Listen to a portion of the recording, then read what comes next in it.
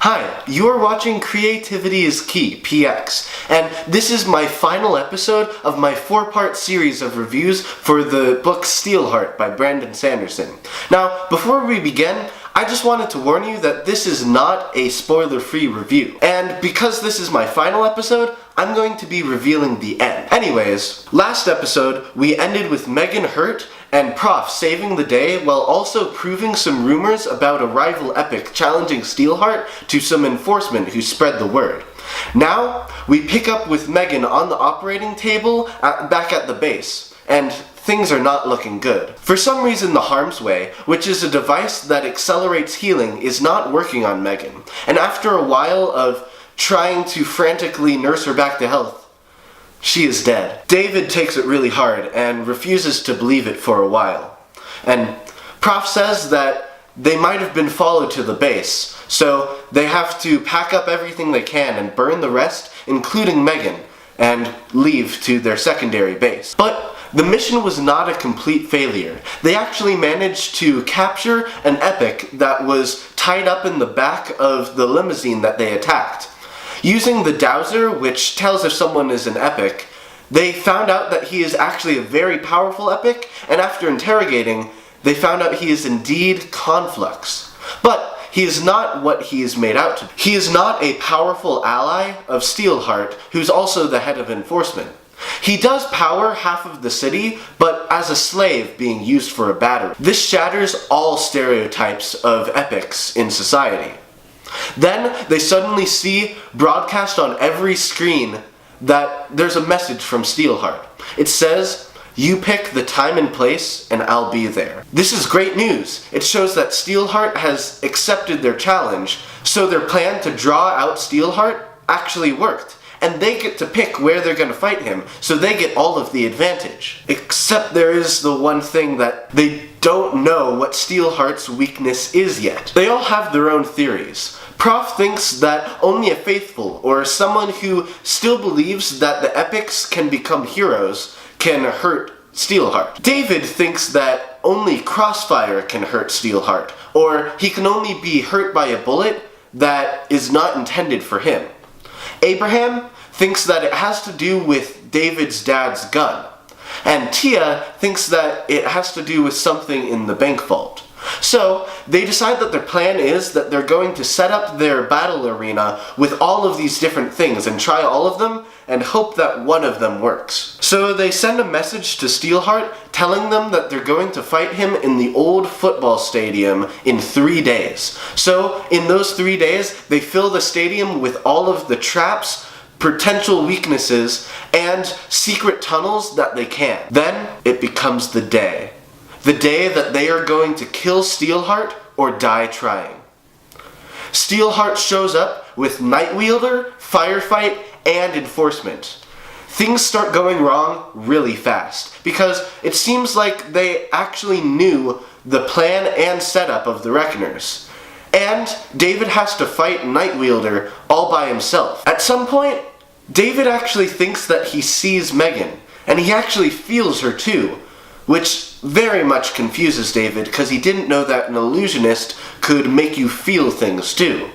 But then an explosion goes off nearby and he loses her again. Eventually, David is able to get a shot off at Nightwielder while also shining the UV beam on him, making him corporeal and mortal again, and is able to kill Nightwielder. Still dazed and confused, he starts trying to figure out how Megan could have been there.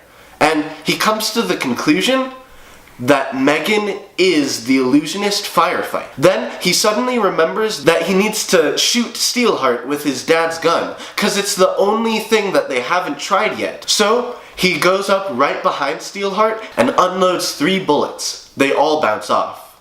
Then Steelheart bashes in Prof's head, surely killing him, and turns around to face David. Then, David remembers that he's standing above a cache of explosives that he holds the detonator to. He knows that an explosion wouldn't really hurt Steelheart, but it would at least be annoying and he would go out with a bang. Right as he's prepared to detonate the explosives, he remembers his dad, pointing his gun at Steelheart unafraid. So, David grabs his dad's gun and points it right at Steelheart. But Steelheart grabs the gun from him, crushing his hand, and points it right back at him.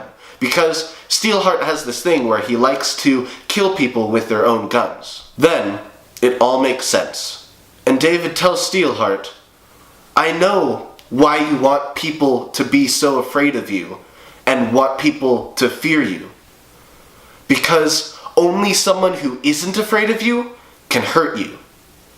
Steelheart looked very angry, knowing that David had figured out his weakness, and pulls the trigger on David. Boom! See, David had put his detonator pen in his gun, and when Steelheart pulled the trigger, it set off the explosives. And because Steelheart was the one who set off the explosives, and Steelheart was not afraid of himself, he's maybe the only one who wasn't afraid of him, it actually killed him.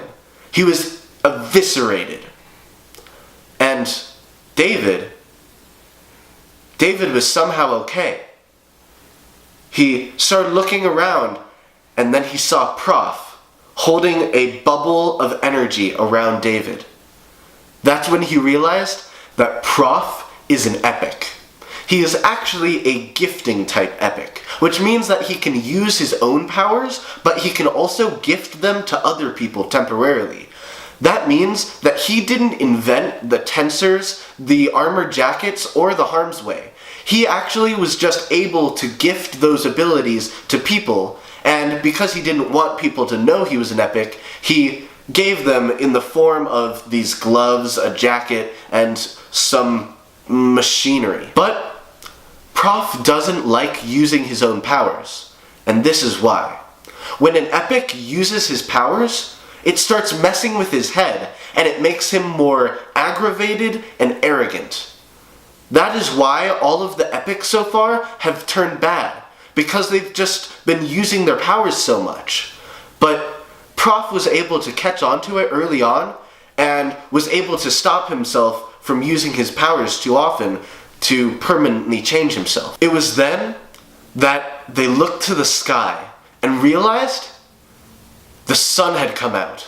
After David had killed Nightwielder, the city was no longer in perpetual darkness, and they could see people looking up to the sky, seeing the light for the first time in 10 years. Prof said that the helicopter was going to swing back around and pick them up soon.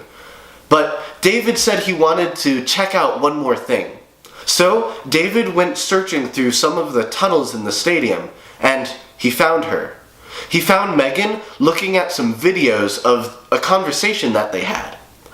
Now, when Megan saw him, she seemed to not recognize him at first, until she saw that he was the one in the video. She explained that when she dies, she is reincarnated and appears somewhere close to where she died, but loses all of her memory, so she likes watching videos of herself to try to remember.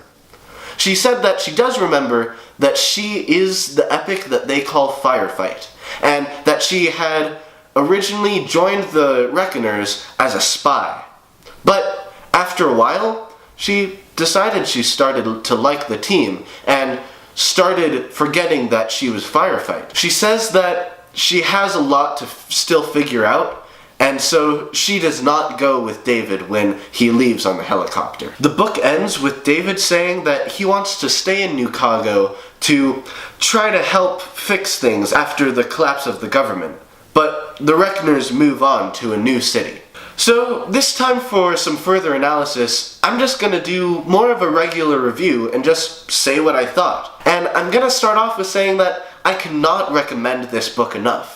Even if you've seen all of these videos and have seen all of the spoilers, there's still a lot that I haven't been able to tell you because I've been summarizing. And I think those details alone make it worthwhile to read it. And it's also just very well written.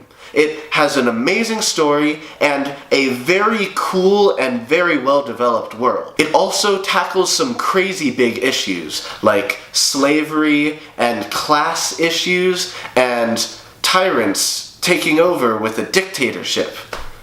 And that applies to today with like Kim Jong-un. Anyways, I cannot recommend this book enough, but I'm afraid I am past all of the time that I have, so like, comment, and subscribe, and always remember, creativity is key. Peace out!